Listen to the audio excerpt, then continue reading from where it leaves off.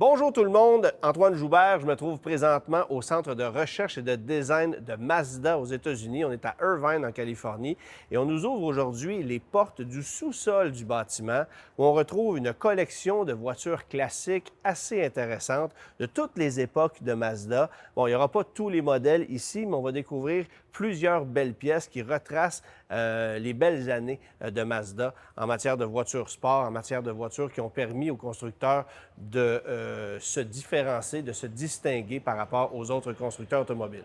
Alors, on commence avec quelques voitures de course, évidemment, qui ont connu des heures de gloire sur différents circuits. Je vous avoue de ne pas connaître toute l'histoire de ces voitures-là, mais la RX-7 ici, qui est une 1979, a remporté plusieurs courses en IMSA, au Daytona, aux 24 heures de Daytona. Celui qui avait conduit la voiture est récemment passé revoir le véhicule qui est évidemment protégé ici, qu'on conserve avec minutie chez Mazda aux États-Unis parce que c'est évidemment une des premières voitures glorieuses de Mazda en course automobile. Les RX-7, les voitures à moteur rotatif, ont toujours fait partie de l'histoire de Mazda. On en parle encore aujourd'hui. On fabrique même du côté de l'Europe plusieurs véhicules avec des moteurs rotatifs qui servent de génératrices pour des véhicules électrifiés. Alors, le rotatif n'est pas encore mort chez Mazda et ça a toujours permis aux constructeurs de distinguer. Et ça a été le cas en course avec plusieurs générations de RX-7, comme vous pouvez voir ici. Deux Mazda 6 qui, à première vue, sont assez standards, bien qu'elles aient été transformées en voitures de course. Mais ce qu'il y a d'intéressant ici, c'est qu'elles sont dotées de moteurs diesel. Alors, on voulait pousser le moteur diesel à une certaine époque. On sait que ça n'a pas fonctionné chez Mazda. Mais ces deux voitures-là étaient dotées de la technologie Skyactiv D. Et ce sont des employés de Mazda ici aux États-Unis qui ont coursé dans ces voitures-là pendant quelques saisons et qui ont obtenu de très, très bons résultats. Alors, ce sont des voitures qui font partie de l'histoire de Mazda ici aux États-Unis. Mazda Cosmo 110S, 1967, une des premières voitures qui a permis à Mazda de s'illustrer mondialement, une voiture sport d'exception. Évidemment, en moteur rotatif, c'est là que tout a commencé pour Mazda, avec une voiture qui était vraiment magnifique pour l'époque, qui n'a évidemment pas été vendue chez nous en Amérique du Nord. Il est une voiture japonaise, mais il y a quand même quelques unités de cette voiture-là qui se sont retrouvées ici aux États-Unis, même quelques modèles qui se retrouvent au Canada par des collectionneurs. Maintenant, le véhicule qui est ici, c'est un véhicule que j'oserais qualifier d'assez unique. C'est le Mazda Repew, la camionnette Mazda qui avait été lancée en 1974 pour le marché ici en Amérique du Nord avec un moteur rotatif. Extrêmement rare. On peut voir l'emblème Mazda de l'époque dans la calandre. Et c'est un véhicule qui a été légèrement modifié, donc il y a un peu plus de puissance que ce qu'on en avait à l'origine, mais c'est quand même une camionnette dans un état exceptionnel. Et Mazda la conserve évidemment très bien ici parce qu'il y a quelques rares unités qui existent encore aux États-Unis. On dit qu'on en voit passer quelques-unes des fois dans des expositions, mais honnêtement, c'est la seule camionnette que j'ai vue qui, en plus, est dans un état exceptionnel, le Mazda Repew. Repew, évidemment, qui voulait dire Rotary Engine Pickup Truck. Mazda GLC, maintenant, pour Great Little Car, c'était son nom de code. On a commercialisé ça à partir de 1977, une voiture qui était propulsée à l'époque, mais qui était la première Mazda fabriquée avec un moteur à essence traditionnel, c'est-à-dire 4 cylindres en ligne, plutôt qu'un moteur rotatif. C'était une voiture outil pour l'époque. C'est une voiture qui est essentiellement la descendante de la Mazda 3 qu'on connaît encore aujourd'hui. Mais c'était vraiment pour Mazda une voiture d'importance parce que c'était une voiture de gros volume. On allait rivaliser avec les Chevette, avec les Honda Civic, les Volkswagen Rabbit de l'époque. C'était le genre de compétition qu'on avait avec cette voiture-là. Et cette voiture-là, particulièrement, est dans une condition exceptionnelle, boîte automatique avec l'intérieur carotté, c'est vraiment magnifique. Les trois MX-5 Miata qu'on retrouve ici, ce sont trois modèles de pré-production de 1989. Alors, les trois couleurs qui étaient disponibles, c'était le blanc, le bleu, le rouge. Les modèles 1989, ils sont évidemment très, très rares, mais il y en a eu quand même quelques unités avant que soit lancé officiellement le modèle 1990. Et bien sûr, celle-ci, c'est une voiture qui a été destinée à la course, mais ce sont des voitures qui ont fait la tournée des salons de l'auto à l'époque, en 1989, pour annoncer l'arrivée de la Miata sur le marché. Et on connaît le succès que ça connaît encore aujourd'hui. C'est vraiment une voiture emblématique pour le constructeur Mazda. Au même moment, on avait présenté également deux voitures concept de la MX-5 Miata. Alors, le Speedster qui est ici, avec évidemment des ailes bombées, avec un look qui est très, très, très agressif. C'était des études de style pour montrer ce qu'on était capable de faire à l'époque. Et la voiture qui est ici, qui est sous forme de barquette, bien, semble-t-il qu'elle aurait participé au film Fast and Furious, le premier, évidemment. On l'a repeinte en orange parce qu'à l'origine, cette voiture-là était de couleur bourgogne foncée. Mais si on regarde le film Fast and Furious, quelque part, il paraît qu'on peut apercevoir cette voiture-là en arrière des voitures qui ont été les modèles vedettes du film. En 1992, Mazda a fait une étude de style pour créer une version à toit rigide de la Miata qui n'a malheureusement jamais été commercialisée. On l'appelait le M-Coupe à l'époque, rien à voir avec BMW évidemment. C'est pour moi une des Miata les plus désirables qui a jamais été designée. Je trouve que le look de cette voiture-là est fantastique et j'apporte votre attention sur le toit, évidemment toit rigide, mais qui est bombé un peu à la façon de la troisième génération de la Mazda RX-7. Alors, c'est une particularité de design que je trouve très, très, très intéressante. Juste à côté, une Miata qui a été créée en 1993, qui se voulait une des premières idées de ce qu'allait devenir la Miata NB, donc de deuxième génération. Alors, on peut reconnaître le style des phares, les ailes qui sont un peu plus élargies, mais on avait encore plusieurs éléments qui provenaient du modèle de première génération, incluant les poignées de portières qui ont été refaites, bien sûr. Voiture qui est plus massive, qui est plus grosse. Évidemment, il y avait encore le logo Mazda du milieu des années 90 qu'on a conservé que quelques années avant de le remplacer par celui qu'on a encore aujourd'hui. Cette Miata qui est ici n'a rien d'autre de particulier que d'être la 500 millième qui a été fabriquée. C'est un modèle destiné au marché américain.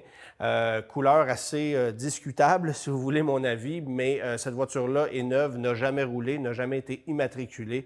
On l'a placé ici dans le musée et on l'a conservé parce que c'est la voiture qui a tracé le demi-million au niveau de la production. Et juste à côté, la Mazda MX-5 Mazda Speed, qui elle aussi est neuve, n'a jamais été immatriculée officiellement. Ces voitures-là roulent quelques fois par année. Alors, il y a une équipe qui s'occupe d'entretenir la collection des voitures qu'on retrouve ici. Mais ce sont des voitures qui, pour la plupart, n'ont pas d'historique, n'ont pas appartenu à des particuliers dans le passé. Mazda les a conservées dès leur production. Une des dernières Mazda MX-5 produites pour cette génération qui avait été lancée en 2006. La voiture qui est ici, c'est un modèle 2015, tout équipé, évidemment, le modèle GT qui a été le plus désirable. Ça fait quand même partie de l'histoire de Mazda, cette génération de la MX-5 qu'on a produit pendant près de 10 ans avant de lancer le modèle qu'on connaît encore actuellement aujourd'hui. On passe maintenant à la Mazda RX-7. Évidemment, je parle du modèle de production, non pas des modèles de course, parce qu'on en a quelques unités aussi. Alors, première génération de la RX-7 qui a été produite de 1978 à 1985. La voiture qui est ici, elle a 1900 000 au compteur. Encore une fois, une voiture qui n'a jamais été immatriculée. Une Mazda RX-7 GSL, donc tout cuir. Un modèle de 1984 qui est dans une condition magnifique. Ici, c'est le modèle Turbo 2, édition anniversaire de 1988.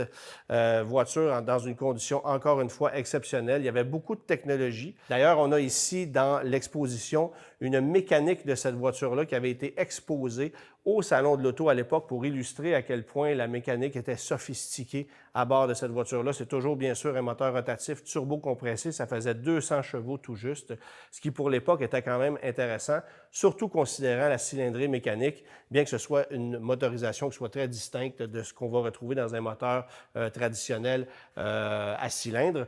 Et ici, bien évidemment, c'est la RX-7 qui est la plus désirée, modèle de troisième génération, qui a été fabriqué pour le marché nord-américain que pendant 3 ans et demi, 93 à 95 et quelques modèles 96 qui ont été commercialisés, mais très, très, très rares chez nous.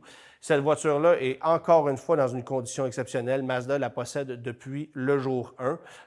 Ce n'est pas le modèle le plus luxueux qu'on a offert chez Mazda parce qu'évidemment, on pouvait obtenir toit ouvrant, siège de cuir, aileron, suspension distincte, système audio Bose qui était très évolué pour l'époque. Celle-ci, c'est un modèle de base, mais qui est dans une condition exceptionnelle et c'est très rare aujourd'hui. RX-7 qui est ici, c'est un pace car, donc voiture qui a servi sur circuit, qui a très peu de kilométrage. Elle aussi va sortir de temps en temps, mais elle a eu droit à des modifications qui ne permettent pas à Mazda d'immatriculer officiellement cette voiture-là. La voiture qui est ici, bon, on sait que le RX-7 est un véhicule qui a été fabriqué jusqu'en 2001 au Japon, bien qu'on ait cessé sa commercialisation en 1996 en Amérique du Nord. Alors, le modèle qui est ici, c'est un modèle de 1995 de spécification américaine, mais qu'on a habillé comme un modèle Spec R1 qui était vendu au Japon jusqu'en 2001. Alors, la partie avant, les jantes, l'aileron, tout l'habitacle a été modifié pour lui donner le look d'une RX-7 japonaise de dernière production. Et juste à côté, Mazda RX-8, c'est un modèle que je considère un peu moins mémorable. C'est pas une voiture que j'ai particulièrement appréciée. C'est un véhicule de compromis à l'époque, mais qui a quand même été important pour Mazda. Et ça, c'est une des dernières unités produites en 2013 avant qu'on cesse la commercialisation du modèle. Évidemment, ici, dans le sous-sol, on va retrouver plusieurs voitures très récentes qui ont fait notamment le SEMA Show. C'est le cas de la Mazda 3 ici qui a été préparée pour le SEMA Show de Las Vegas. Alors, habillage assez intéressant, mais la plupart des éléments qu'on retrouve là-dessus sont disponibles en accessoires chez Mazda pour ceux qui veulent personnaliser leur voiture. Un concept que j'adore et qu'on n'a pas mis en commercialisation, malheureusement, c'est ce MX-5 Spider, donc avec l'espèce de toit bikini qu'on peut trouver. Il y a certaines compagnies qui ont décidé de le fabriquer sur le marché après-vente, mais Mazda ne commercialise aucune pièce pour transformer malheureusement la MX-5 en un modèle Spider comme celui-là que je trouve vraiment intéressant. Là, on arrive évidemment dans l'histoire de Mazda au début des années 90, milieu des années 90. La Mazda Enos Cosmo qui est ici, c'est une voiture à moteur rotatif, une voiture qui a été commercialisée au Japon et qui devait techniquement être commercialisée chez nous en Amérique du Nord pour devenir la première Amati à être vendue chez nous. Qu'est-ce qu'était Amati? Bien, c'était une marque de luxe qui devait essentiellement venir rivaliser avec Infiniti, Acura et Lexus.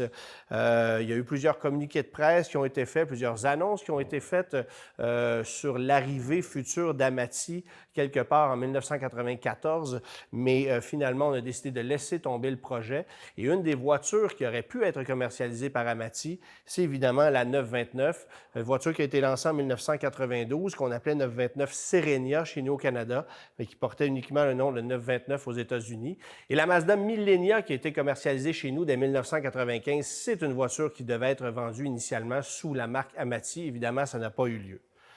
La voiture qui est ici à côté, alors ça, c'est une de mes favorites qu'on retrouve ici dans le musée Mazda, si je peux m'exprimer ainsi. C'est une Mazda 323 GTX turbo compressée, 4 roues motrices. Une voiture qui a été produite pour, évidemment, une raison particulière, c'était pour qu'on puisse rivaliser dans les rallyes mondiaux à cette époque-là. Il fallait fabriquer un certain nombre d'unités de modèles de production pour pouvoir présenter une voiture en course. Alors, c'est la raison pour laquelle on a fabriqué pendant une année seulement la 323 GTX turbo 4 roues motrices. Ça faisait 135 chevaux à l'époque et on vendait cette voiture-là pour un peu plus de 26 000 $ canadiens en 1988, ce qui était essentiellement le prix d'une voiture sport d'exception pour l'époque. Une Toyota Supra se vendait à peu près 30 000 $ à l'époque. Alors, pour vous donner une idée, une Mazda 323 à 26 000, ça coûtait extrêmement cher. Mazda travaille actuellement à développer une version 35e anniversaire de la MX-5 qui sera commercialisée sous peu. Ça ici, c'est l'édition 30e anniversaire. On l'a commercialisé en modèle RF, en modèle décapotable également. Particularité, c'était bien sûr cette peinture orange qu'on ne peut plus obtenir aujourd'hui, mais ça avait fière allure, honnêtement, une très belle voiture. Ce qu'on a ici, ce sont des prototypes de ce qui sont devenus plus tard la Mazda protégée MP3 et la Mazda protégée Mazda Speed. Alors, on avait développé cette voiture-là en 2000 en la présentant à la presse, en la transportant d'Amérique du Nord vers le Japon pour la ramener ici. On a fait des études pour finalement choisir de commercialiser une version un peu plus sportive de la protégée, qui a été très intéressante. Ceux qui se souviennent de la Mazda Speed protégée, c'était vraiment une voiture intéressante. Et ensuite, on a modifié cette Mazda 3 pour la transformer en Mazda Speed 3, qui, elle aussi, a connu un certain succès. Alors ça, c'est vraiment le véhicule prototype qui a été étudié à l'époque pour qu'on puisse la transformer en Mazda Speed 3 avec toutes les recherches que ça implique. Et la RX-8 qui est ici, c'est dommage qu'on ne l'ait jamais fait. C'est une version prototype d'un modèle turbo compressé qui aurait pu entrer en production. Alors, c'est un modèle 2003 de pré-production avec moteur turbo compressé, avec suspension, frein modifié. Mais Mazda avait finalement choisi de ne pas aller vers une motorisation turbo compressée. Pour quelle raison? On ne le sait pas vraiment, mais c'est dommage parce que la RX-8 n'a pas été une voiture, bien sûr, aussi performante que la RX-7 qui a été vendue encore une fois jusqu'en 2001 sur le marché japonais. Alors, j'espère que vous avez aimé ce petit tour d'horizon du sous-sol du Centre de recherche et développement de Mazda ici à Irvine, en Californie. Et je termine en vous présentant le présentoir du moteur 13B de Mazda, moteur Turbo 2 de la RX-7 de 1988. C'est ce qu'on avait en exposition au Salon de l'Auto de 1988 à travers les États-Unis, avec évidemment la pancarte de l'époque qui est toujours intacte. On peut d'ailleurs voir le slogan de Mazda qui était « It just feels right » aux États-Unis. Et au Canada, si vous vous souvenez bien, en français, c'était « Je me sens bien ».